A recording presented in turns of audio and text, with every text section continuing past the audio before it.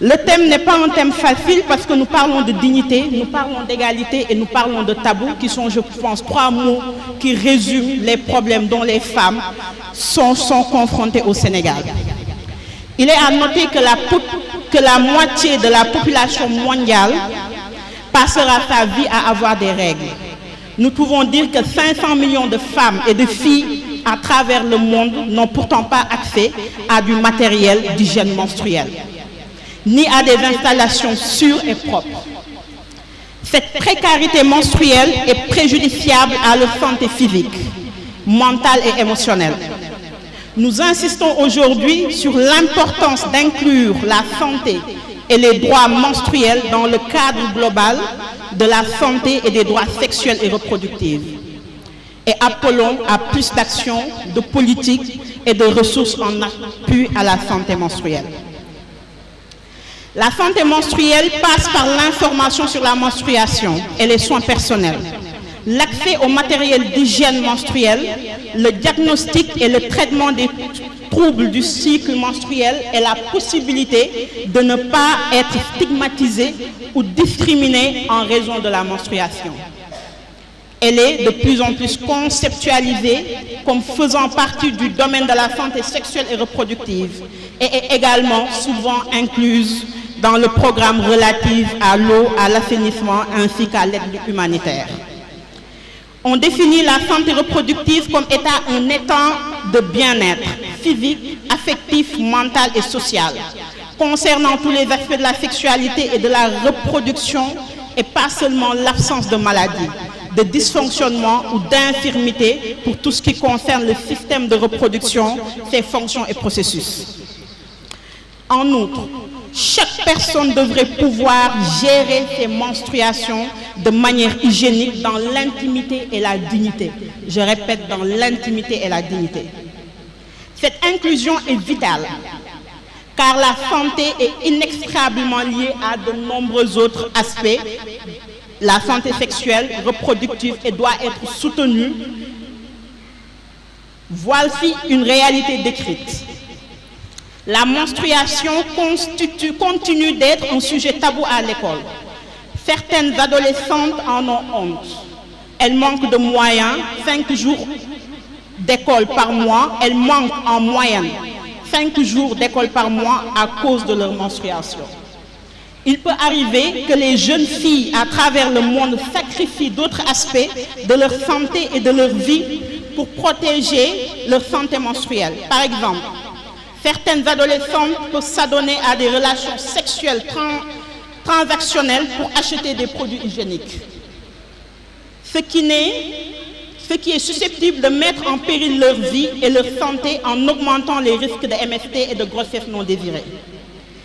L'absence de gestion d'hygiène, notamment l'indisponibilité de points d'eau, d'installations de sanitaires sûrs, raison pour laquelle j'ai été rassurée d'entendre Mme Diop parler des projets que nous avons pour l'école Kennedy, où moi-même j'ai fait mon parcours scolaire.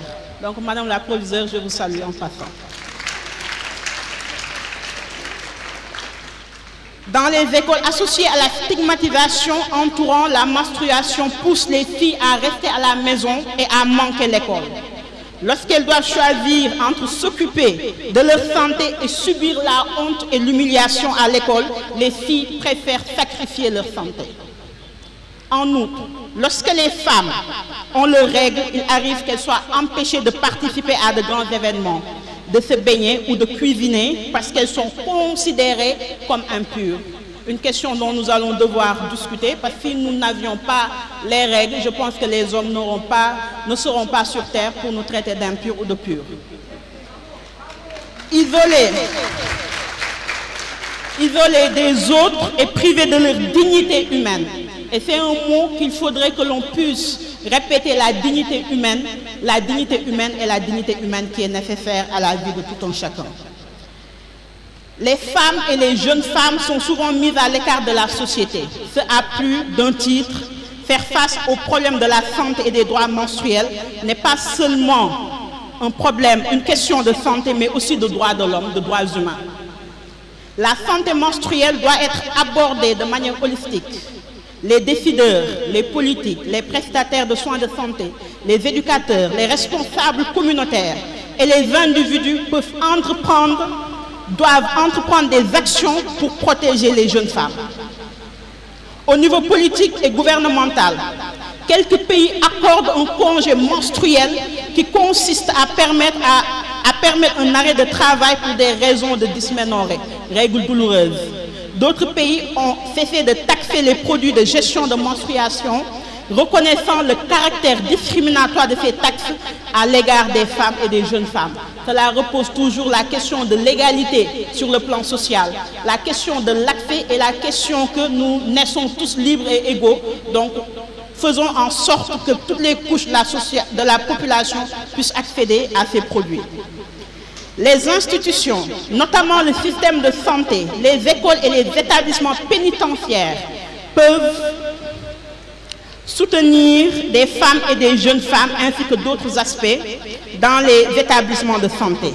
Les prestataires de soins doivent être prêts à donner des conseils sur la prise en charge des douleurs menstruelles et à proposer ou à orienter les cas vers un dépistage des causes et des douleurs sévères ou des irrégularités. Les écoles jouent un rôle particulièrement important en informant les jeunes filles sur leurs règles et en veillant à ce que tous les jeunes comprennent que la menstruation est un processus normal et sain. Et ça, Madame le maire, je vous ferai une anecdote. Moi, j'ai eu mes règles très tôt à 10 ans. Je me rappelle, j'étais dans la baignoire et quand j'ai vu le sang, j'ai crié en disant que j'avais une hémorragie. Et j'avais tellement peur, ma maman elle est venue pour me dire, je lui dis j'ai une hémorragie, il faut que je parte aux urgences. Est-ce que si on m'avait très tôt informé, sensibilisé sur la question des règles, je n'aurais pas principalement vécu ce traumatisme? Et je pense que nous sommes nombreux à l'avoir vécu ainsi et à n'avoir pas su comment gérer la venue des règles, comment l'aborder et comment en parler pour qu'on puisse nous conseiller. Donc je pense que la question de la sensibilisation, de l'information est une question essentielle.